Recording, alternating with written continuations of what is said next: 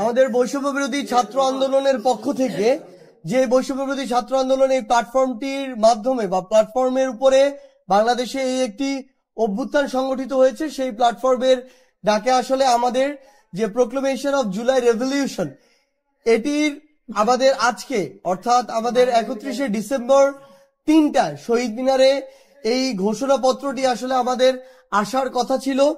কিন্তু আমরা ইতিমধ্যে আমাদের জায়গা থেকে যে জিনিসটি দেখেছি যে বাংলাদেশের যে অন্তর্বর্তীকালীন সরকার তার জায়গা থেকে পুরো বাংলাদেশকে একটি ঐক্যবদ্ধ জায়গায় এনে সেই দায়িত্বটি নিয়ে এবং এই অভ্যুত্থানের যে ডিমান্ড, সেই ডিমান্ডটিকে ধারণ করে সকল যারা বিভিন্ন ফ্যাসিস্ট বিরোধী শক্তি ছিল এবং বাংলাদেশের যারা এই অভ্যুত্থানের সাথে সম্পর্কিত রাজনৈতিক দল থেকে শুরু করে সকলকে, ইভেন যারা স্টেট মেকানিজমের সাথে সম্পৃক্ত যারা রয়েছে, সকলকে ঐক্যবদ্ধ একটি জায়গায় এনে অন্তর্বর্তীকালীন সরকার রাষ্ট্রের পক্ষ থেকে এই জিনিসটি অনুভব করেছে যে রাষ্ট্রের পক্ষ থেকে এই যে ঘোষণাপত্রটি, আমাদের এই জুলাই অভ্যুত্থানের এই ঘোষণাপত্রটি আসা উচিত এবং এটি একটি লিখিত ডকুমেন্ট হিসেবে রাষ্ট্রের পক্ষ থেকে যাওয়া উচিত। তো আমাদের জায়গা থেকে আমাদের যে জিনিসটি মনে হয়েছে সেটি হচ্ছে যে বৈষম্য বিরোধী ছাত্র আন্দোলন এই প্ল্যাটফর্মের চেয়ে রাষ্ট্র যখন এই দায়িত্বটি নিয়ে নেয়, অন্তর্বর্তীকালীন সরকার যখন এই দায়িত্বটি নিয়ে নেয়, আমরা আমাদের জায়গা থেকে এই বিষয়টিকে সাধুবাদ জানাই এবং স্বাগত জানাই।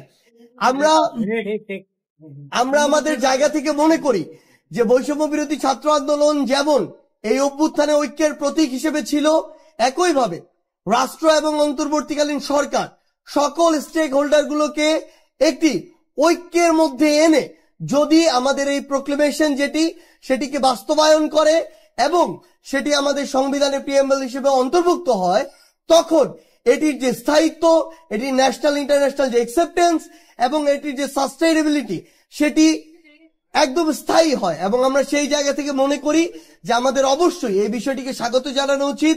কিন্তু আমাদের জায়গা থেকে আমাদের যে 31 ডিসেম্বরের যে আমাদের শহীদ মিনারে 3টায় যে আমাদের প্রোগ্রামটি ছিল, এই প্রোগ্রামটি নিয়ে এই মুহূর্তে বৈষম্য বিরোধী ছাত্র আন্দোলনের সদস্য সচিব আরিফ সোহেল তার বক্তব্য উপস্থাপন করবেন। জুলাই আগস্টে সংগঠিত গণ অভ্যুত্থানে ছাত্র জনতার স্বতঃস্ফূর্ত অংশগ্রহণের মধ্য দিয়ে আবির্ভূত জন আকাঙ্ক্ষা তথা ফ্যাসিবাদী ব্যবস্থার বিলোপ ও নতুন রাজনৈতিক বন্দোবস্ত কায়েমের প্রতিশ্রুতির ভিত্তিতে নতুন বাংলাদেশ এক ঐতিহাসিক পটভূমিতে আবির্ভূত হয়েছে। হাজারো শহীদ ও আহত যোদ্ধাদের আত্মত্যাগের স্বীকৃতি ও জন আকাঙ্ক্ষার দলিল স্বরূপ জুলাইয়ের ঘোষণাপত্র অত্যাবশ্যক ছিল। এই ঘোষণাপত্র প্রণয়নের ঐতিহাসিক দায় জুলাই গণ অভ্যুত্থানের নেতৃত্ব দানকারী সংগঠন বৈষম্য বিরোধী ছাত্র আন্দোলনের উপর বর্তায়।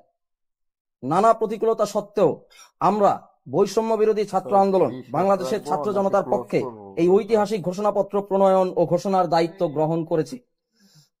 আমাদের উদ্যোগের ধারাবাহিকতায় বাংলাদেশের আপামর ছাত্র জনতার মধ্যে স্বতঃস্ফূর্ত ইতিবাচক সাড়া সঞ্চারিত হয়েছে।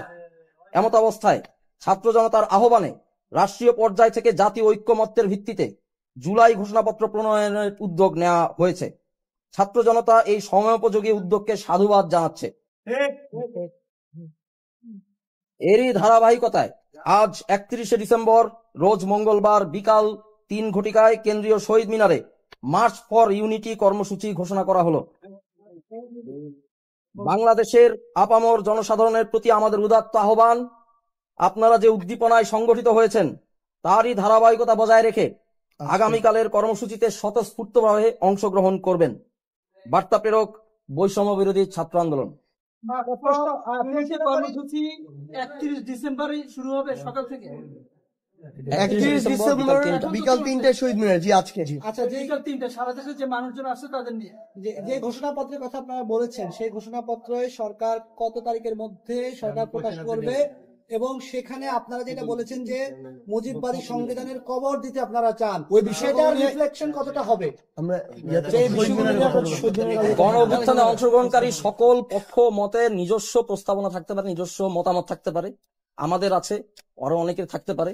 যেহেতু নেতৃত্ব দানকারী হিসেবে বৈষম্য বিরোধী ছাত্র আন্দোলন একটি মঞ্চ হিসেবে, আন্দোলনের মঞ্চ হিসেবে আবির্ভূত হয়েছে, তাই আমরাই এই জুলাই গণ অভ্যুত্থানের ঘোষণাপত্র প্রণয়নের উদ্যোগটি নিয়েছি। তার পরিপ্রেক্ষিতে ঘোষণাপত্র যেহেতু রাজনৈতিকভাবে গণঅভ্যুত্থানে অংশগ্রহণকারী সকলকে এখানে অংশগ্রহণ থাকতে হবে এবং সরকারের পক্ষ থেকে হতে হবে, সেটা আমরা আদায় করতে পেরেছি, অর্থাৎ শেষ পর্যন্ত তা হচ্ছে। আমরা যারা অভ্যুত্থানে অংশগ্রহণ করেছি সকলে বিপ্লবী হিসেবে স্বীকৃতি পেতে যাচ্ছি। সেই জায়গা থেকে আমরা আগামীকালকে মার্চ ফর ইউনিটি ঘোষণা করেছি। আমরা সবাই ঐক্যবদ্ধ হবো।